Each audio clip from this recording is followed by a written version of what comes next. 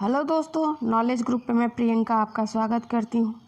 और जैसा कि आपके सामने है दोस्तों, ये है एमए फर्स्ट सेमेस्टर ज्योग्राफी यानी भूगोल का सेकंड पेपर, जिसका नाम है भारत का उच्चतर भूगोल। उससे संबंधित प्रश्न और उत्तर।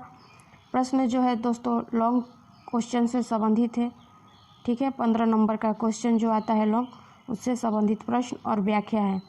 मुझे उम्मीद है कि आगामी परीक्षा में आपको काफ़ी हद तक इस प्रश्न और उत्तर से मदद मिलेगी। अगर आप हमारे चैनल पर नए हैं तो चैनल को लाइक, शेयर और सब्सक्राइब ज़रूर करें, ठीक है। जैसा कि प्रश्न है आपके सामने, भारत के बृहद मैदान की भू आकृति विशेषताओं का विश्लेषण कीजिए तथा उसके आर्थिक महत्व का परीक्षण कीजिए। या अथवा करके आपसे ऐसे भी पूछा जा सकता है कि भारत को भू आकृतिक प्रदेशों में विभक्त कीजिए तथा उनमें से किसी एक प्रमुख अभिलक्षण की विवेचना कीजिए। या अथवा करके आपसे ऐसे भी पूछे जा सकते हैं कि भारत में आकारिकी प्रदेशों का वर्णन कीजिए, ठीक है। जब आप इसका उत्तर लिखेंगे तो लिखेंगे कि भू आकृति की दृष्टि से भारत में निम्न 4 मुख्य खंड है। पहला, उत्तर में हिमालय पर्वतमाला की ऊंची दीवार और पूर्व में स्थित पूर्वी पहाड़ियाँ, जिनको पूर्वांचल कहते हैं। दूसरा, उत्तरी भारत के मैदान, जिनको भारत के विशाल मैदान भी कहते हैं। तीसरा, तटीय मैदान जो प्रायद्वीप भारत के पठार को घेरे हुए हैं। और हेडिंग देंगे इसमें हिमालय पर्वतमाला और लिखेंगे इसके बारे में, यह भाग ऊंचे पर्वतीय प्रदेशों का अत्यधिक ऊंचा, नीचा और अटूट विस्तार है, जो उत्तर भारत के सीमांत प्रदेशों में काफ़ी लंबाई तक फैला है। इस भाग की पूर्वी सीमा पर ब्रह्मपुत्र नदी का विशाल खंड और पश्चिमी सीमा पर सिंधु नदी है। इस क्षेत्र की लंबाई लगभग 2500 किलोमीटर और चौड़ाई 150 से 400 किलोमीटर तक है। ये पर्वत हिमालय प्रदेश और कश्मीर क्षेत्र में अधिक चौड़े और पूर्वी नेपाल में सबसे अधिक ऊंचे हैं। अपने दक्षिण में स्थित मैदान की तरफ ये एकदम ऊंचे उठ गए हैं। जम्मू और कश्मीर राज्य में लद्दाख जिले के सहारे और तिब्बत के पठार के सहारे हिमालय पर्वत चाप की आकृति के किनारे के रूप में खड़े हैं।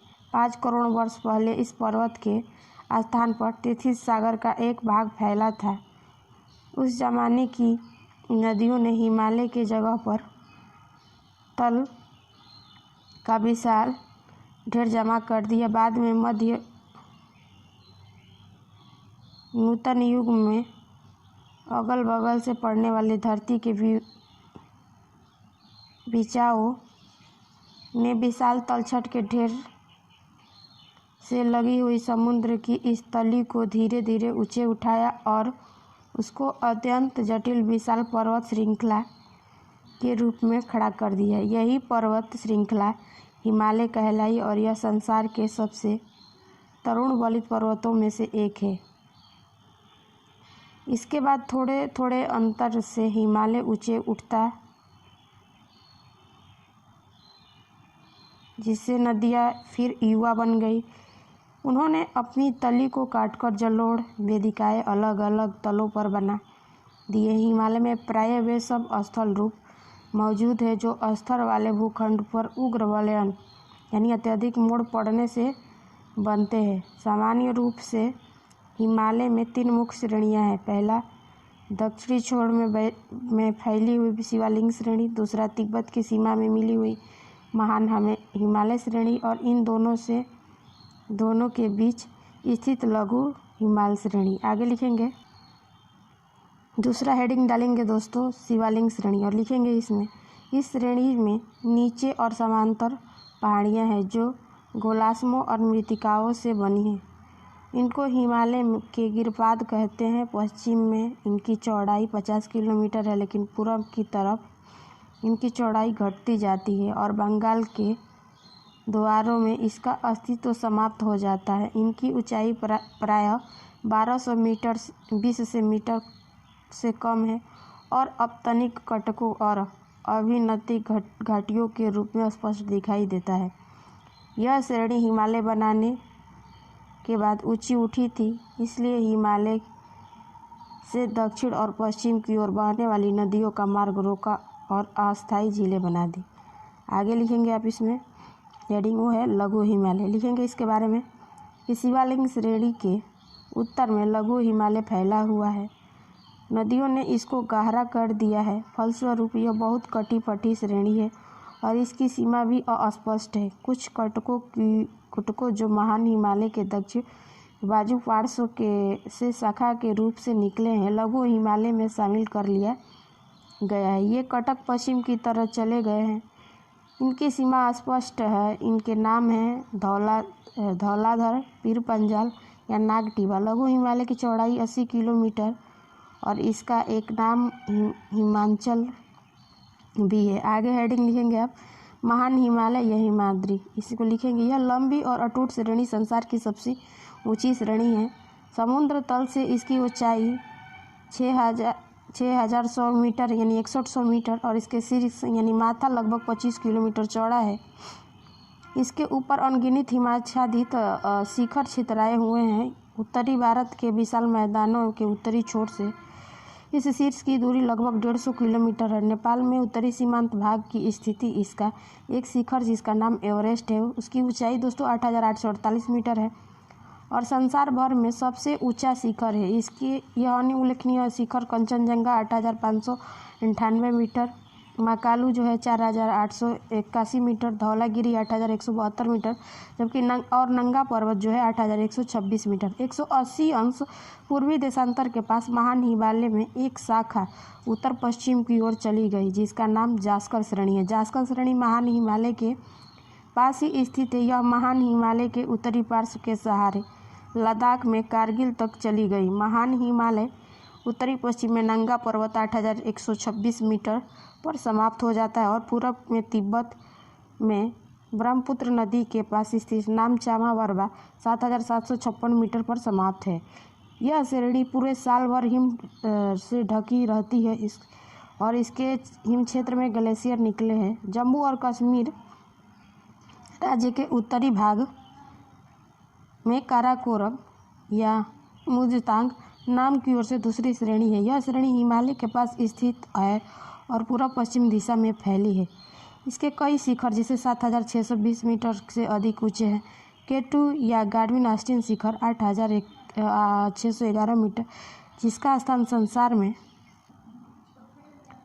सर्वोत्तम शिखरों में दूसरा और भारत के सर्वोच्च शिखरों में पहला है। काराकोरम पर्वत की अन्य कुछ कम ऊंचे शिखरों के बीच में बड़ी शांत एवं शंकु की तरह खड़ा है। काराकोरम श्रेणी पश्चिम में की तरफ चलती हुई पामीर घाट में जा मिलती है और यह श्रेणी उजाड़ और निर्जन व्यर्थ भूमि है जो साल भर बर्फ के से ढकी रहती है, परंतु मध्य एशिया से होने वाले आक्रमण के खतरे से भारत को बचाती है और इधर से आने वाली ठंडी बर्फीली हवाओं को भी रोकती है।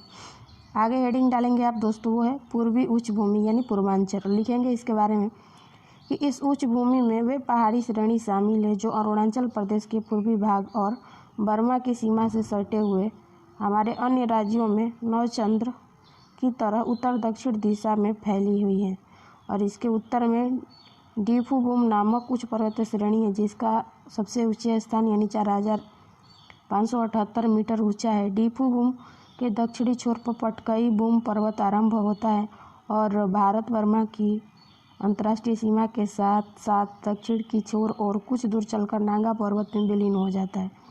नागा श्रेणी के सर्वोच्च शिखर का नाम सारामती यानी 3925 मीटर। उसके बाद से पटकुई और नागा श्रेणी भारत और बर्मा के बीच में जल विभाजक है। दक्षिण की तरफ आगे चलने पर इस पर्वतीय उच्च भूमि का नाम मणिपुर राज्य से मणिपुर की पहाड़ियाँ यानी मिजोरम में मिजो पहाड़ियाँ, त्रिपुरा में त्रिपुरा पहाड़ियाँ हैं। दक्षिण में इन पहाड़ियों का सबसे ऊंचा स्थान ब्लू माउंटेन यानी 2157 मीटर ऊंचा है। सामान्य रूप से उच्च भूमि की ऊंचाई दक्षिण की ओर घटती है। अगला हेडिंग है दोस्तों आपके सामने, वो है उत्तर भारत के विशाल मैदान और लिखेंगे इसमें कि ये मैदान पूरब दिशा में फैली हुई, इसके उत्तर में हिमालय पर्वतमाला और दक्षिण में प्रायद्वीप भारत का पठार स्थित है। जलोढ़ भूमि की अटूट पट्टी बनाते हैं और इसकी चौड़ाई 240 किलोमीटर पूर्वी बिहार में और 500 किलोमीटर पंजाब के उत्तरी राजस्थान तक अलग अलग स्थानों पर अलग अलग है। पश्चिम में सतलज नदी का मैदान, बीच में गंगा का मैदान और पूर्व में गंगा डेल्टा तथा ब्रह्मपुत्र की घाटियों का इस विशाल मैदान के अंश है। और ये मैदान संसार के सबसे बड़े मैदानों में से एक है। इनका क्षेत्रफल 6,65,000 वर्ग किलोमीटर है, जो भारत के कुल क्षेत्रफल का 5% है। अरावली श्रेणी के पश्चिम में स्थित मरुस्थल भी, जो आंशिक रूप से कटाव द्वारा और आंशिक रूप से जमाव द्वारा निर्मित हुए हैं, मैदान होने के कारण विशाल मैदान में ही सम्मिलित माना गया है। ये मैदान पश्चिमी में पंजाब और राजस्थान के आगे तक फैला हुआ है और पाकिस्तान के सिंधु मैदान में मिल गया। अरावली श्रेणी से बाहर निकलती हुई थोड़ी पहाड़ियों को छोड़कर, जैसे दिल्ली के आसपास, इस विशाल मैदान का धरातल एक सा सपाट है। ये पहाड़ियाँ विलंग उपगिरी तथा विलंग कटकों के रूप में आसपास के मैदानों में इस तरह उठी हुई है जैसे कि ये समुद्र के बीच में द्वीप हो। पूरा विशाल मैदान पहले 6 से 8 किलोमीटर तक गहरी खाई थी, जो हिमालय के ऊंचे उठ जाने पर अग्र गंभीर या आगे गड्ढे के रूप में बन गई थी। पूर्व से पश्चिम तक फैली यह खाई उत्तरी तथा हिमालय में स्थित दक्षिण के स्थित पठार से आने वाली नदियाँ मिट्टी गिराती रही। लगातार मिट्टी और कीचड़ गिरते गिरते जब खाई पट गई तो फिर नदियाँ राजमहलकारों में विदर्भ से निकलकर बंगाल की खाड़ी में जा गिरी। इस प्रकार यह समतल जलोढ़ मैदान प्रकट हुआ। आगे लिखेंगे दोस्तों आप इसमें, ये मैदान सपाट और नदी पथ में भी सड़कों के विशाल पाथ हैं, इसलिए नदियाँ धीमी गति से बहती हैं और लगातार भारी वर्षा होने पर बरसे हुए जल जल्दी नहीं बहा पाती। फलतः कभी कभी बाढ़ें विकराल रूप धारण कर लेती है और ग्रामीण जनता को अवर्णनीय दुख झेलना पड़ता है। अगला हेडिंग है आपके सामने दोस्तों, भारत का पठार। लिखेंगे इसमें, इसका दूसरा नाम प्रायद्वीप भारत का पठार भी है। यह पठार विशाल मैदानों के दक्षिण में स्थित, इसकी शक्ल एक विशाल त्रिभुज जैसी है, जिसका शीर्ष दक्षिण में कुमारी अंतरीय है और यह हिमालय में बहुत अधिक पुराना है और प्राचीन आग्नेय चट्टान से बना। भूप्रपाटी के स्थित खंडों पर पृथ्वी का ऊर्ध्वाधर हलचलों से भ्रंश बना डाले और इस भ्रंशों के बीच कुछ क्षेत्रों में नीचे धंसे गए, जिसमें भ्रंशित बेसिन पर रिफ्ट घाटियों का निर्माण हुआ है। कई बेसिन समुद्र में पहुंचने से दूर थे, जैसे मालवा पठार गोंडवाना युग से बहुत पहले पुराना कल्प में बना था। इसकी बनावट में पुराना कल्प के बलुआ पत्थरों, चूना पत्थरों और शैल पत्थरों में 36 शस्त्र बिछे हुए हैं। इससे पता चलता है कि मालवा पठार पुराना कल्प और जलमग्न था। इस पठार की नदियाँ उत्तर की ओर बहती हैं। प्रायद्वीपों का वह भाग जो सतपुड़ा श्रेणी के दक्षिण में स्थित है, दक्कन का पठार कहलाता है। आगे लिखेंगे, क्रेशनियल कल्प के रूप में और ज्वालामुखी उद्गारों को तांता लगा। उद्गारों से निकले हुए लावा पतला बेसाल्ट था, इसलिए बहता हुआ भारतीय पठार का बहुत दूर तक फैल गया। जहाँ तक लावा पहुँचा, उस जमाने के पहाड़ों, घाटियों और पठारी को पूरी तरह से ढक दिया। लावा बार बार निकल जमता रहा और इस तरह बेसाल्ट पठार का निर्माण हुआ और इस तरह जमे हुए लावा को नदियाँ खुरच कर काफ़ी बड़े क्षेत्र में बहा दिया। केवल महाराष्ट्र मालवा पठार का दक्षिणी भाग और कठियावाड़ के अधिकांश भाग पर लावा जमा रहा। इस समय इसका क्षेत्रफल 5,20,000 वर्ग किलोमीटर है। आगे लिखेंगे दोस्तों, अरावली श्रेणी लगभग 725 किलोमीटर लंबी है और उत्तरी, पूर्वी, दक्षिणी, पश्चिमी से दिल्ली से गुजरात, उत्तर पूर्व राज्य की सीमांत तक फैली हुई दिल्ली और अजमेरों के बीच यह श्रेणी अलग अलग बिखरी हुई और संबंधित श्रृंखला है, जिसके बीच में जहाँ तक अंतस्थलीय प्रवाह वाले बेसिन अजमेर के दक्षिण में यह श्रेणी अटूट श्रृंखला के रूप में चली गई। बानस की घाटी, आबू की छोटी पहाड़ी खंड लगभग 1200 मीटर को अरावली श्रेणी से अलग करती है। आबू में स्थित गुरु शिखर, जिसकी लंबाई 1722 अरावली श्रेणी का सर्वोच्च शिखर है और यह श्रेणी संसार के बहुत ऊंचे, सबसे पुराने बलुत पर्वतों में से एक है। अपक्षय और अपर्दन की प्रक्रिया से घिस कर बौना बना दिया। और आगे लिखेंगे, इसकी औसत ऊंचाई 305 मीटर और दक्षिण में 1120 मीटर रह गई। आगे है सतपुड़ा पर्वत श्रेणी। लिखेंगे इसमें, कि पश्चिमी तटीय मैदानों के आरंभ होकर नर्मदा और ताप्तीपूर्ण नदियों से बीच निकलकर पूरब की ओर फैली हुई सतपूर्णा श्रेणी के अमरकंटक पर समाप्त होती है, जिसकी ऊंचाई लगभग 900 किलोमीटर है और इसकी पश्चिमी नोक और राजपीपला पहाड़ियों पूर्वी नोक में अमरकंटक पठार के बीच भाग को महादेव पहाड़ियाँ कहते हैं। सतपुड़ा श्रेणी की पूरी तरह लंबाई ढलने वाले पठार जिनकी लगभग ऊंचाई 600 से 900 मीटर तक अलग अलग मिलती है। अमरकंटक के पठार के पूर्वी भाग का नाम महाकाल श्रेणी है, जिसके सहारे छत्तीसगढ़ का मैदान का सतपुड़ा श्रेणी का सर्वोच्च शिखर धूपगढ़ जो 1350 मीटर पंचमढ़ी के में स्थित है। तो ये थे आज के प्रश्न और उत्तर। इस प्रश्न और उत्तर से काफ़ी हद तक आपको मदद मिलेगी। अगर आप हमारे चैनल पर नए हैं तो लाइक शेयर और सब्सक्राइब ज़रूर करें और आपके जो भी दोस्त जो एमए में जिनका ज्योग्राफी उनके यहाँ आप हमारा वीडियो शेयर कर सकते हैं और उन्हें हमारा चैनल सब्सक्राइब करने के लिए बोल सकते हैं। तो इसी तरह की वीडियो देखने के लिए आप हमारे चैनल को सब्सक्राइब करें। फिर मिलेंगे नेक्स्ट वीडियो के साथ, तब तक के लिए धन्यवाद। आपका दिन मंगलमय हो।